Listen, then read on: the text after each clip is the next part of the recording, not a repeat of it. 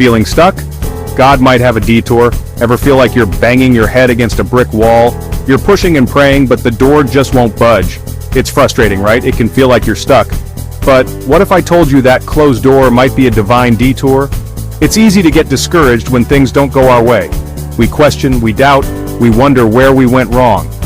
But God, in His infinite wisdom, sees a bigger picture.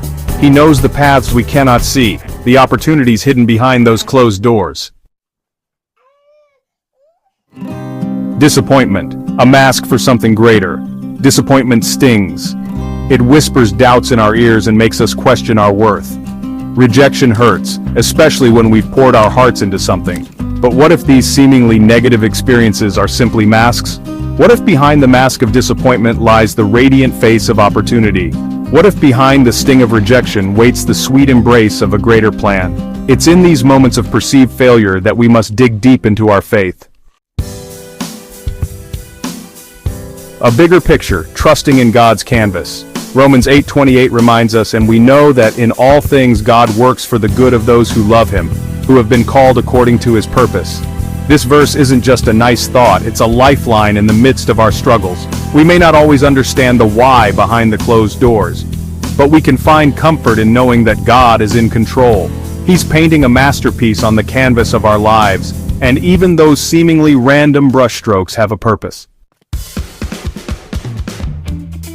The Bible is full of stories about people who faced seemingly insurmountable obstacles, only to discover that God was using those very challenges to position them for greatness.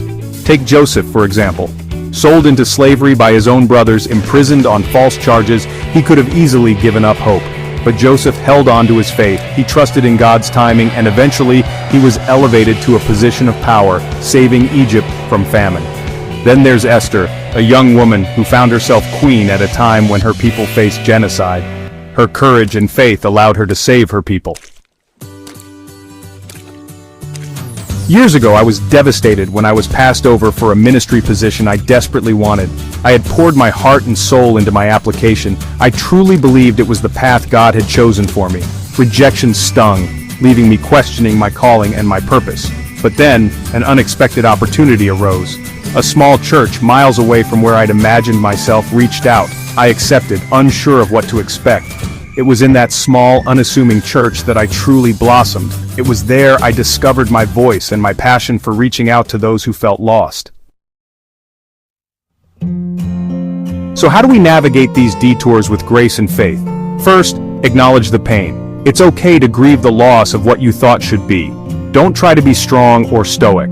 Allow yourself to feel the disappointment, to shed tears, to ask God those tough questions. Second, reframe the narrative. Instead of focusing on what you've lost, look for the opportunities that the closed door might be revealing. Sometimes a no in one area of life is God's way of making room for a resounding yes in another.